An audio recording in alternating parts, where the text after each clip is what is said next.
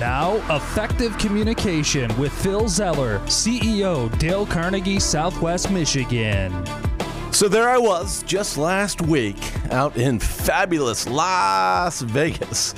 I was out there at a conference and I was having a great time and meeting a lot of people, networking, talking to a lot of folks. And one night we decided to go out and somebody said, hey, let's go check out the speakeasies. Well, what's a speakeasy? Well, if you remember back to the Prohibition years, back, of course, here in the United States, we had something called speakeasies where they were like these secret places where you could go get a beverage. So I said, hey, I'm game. I'm always up for anything. Let's have a good time and let's go out and experience the town. So we headed out. We went to a speakeasy that some folks told us about, and we're sitting in there, and they had a musician up there. And I don't know if you ever found yourself in this situation, but here he was up there with his guitar. He was taking requests, and nobody was giving him anything. Nobody was giving him any music to play. And I could sense up there he really wanted to interact with the audience in the room. And you've been there before, right? You see an entertainer, somebody up on stage, and they're trying to connect with an audience. And maybe it's you. Maybe you're in a meeting giving a presentation, and you really want to connect, and you want to get them engaged, and you're struggling with it. And I was watching what he was doing because, of course, I study effective communication. It's Phil Zeller with you here today. And the singer decides, you know what, I'm going to try something a little different because I'm not getting any requests from the audience.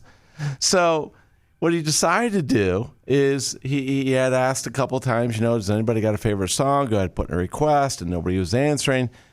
He said, wait a minute. And I watched the wheels clicking in his head. He wasn't getting the response, and he simplified it. What a beautiful thing to do. Simplified it. Made it an easier question. Rather than telling me who you want to hear from, let me find out something you don't have to think hard about. And this is what we can do with the audience. And so the singer said to the group, all right, we got a nice crowd here tonight. You all come from somewhere, and I'm going to count down 3, 2, 1. And when I get to 1, holler out where you're from. So he goes 3, 2, 1. And everybody shouts out where they're from around the world. Now imagine you're that singer, you're up on that stage, and you hear all these places coming out from all these people. Well, they just gave you a bunch of material to work with. So immediately he picks up, there's a group of folks there from Canada, and he turns to them and goes, Canada, well, you must love so-and-so and so-and-so, and you got some great singers in Canada. And now he's interacting with them and like, yeah, we like so-and-so and so. So should we play something from them? And they're like, yeah, do that.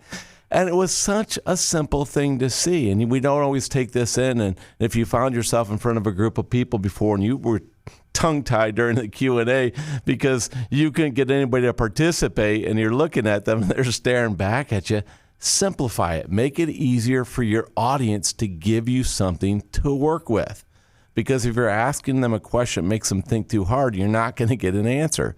So when you simplify it like he did, we're going to count down 3, 2, 1, holler out where you're from.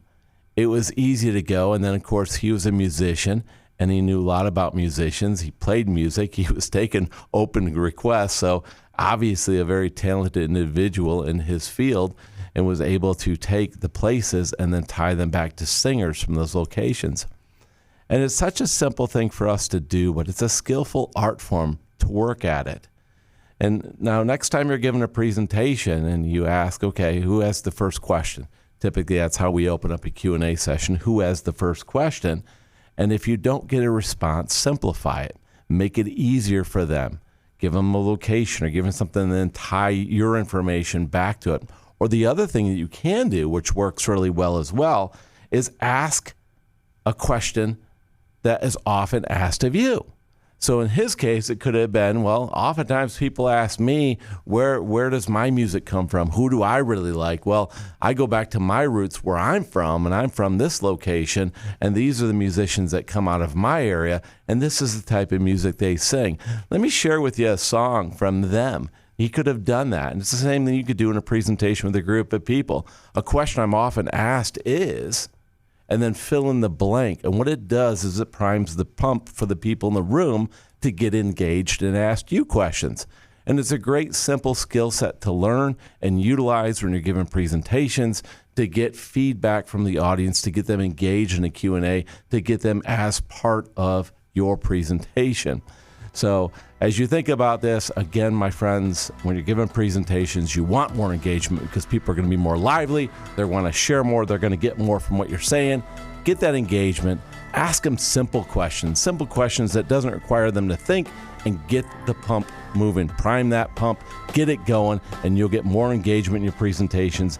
And if he don't give you something right back quick, go ahead and give them an example of a question that you're often asked, and that will also prime the pump. You've got this. Now go make it happen.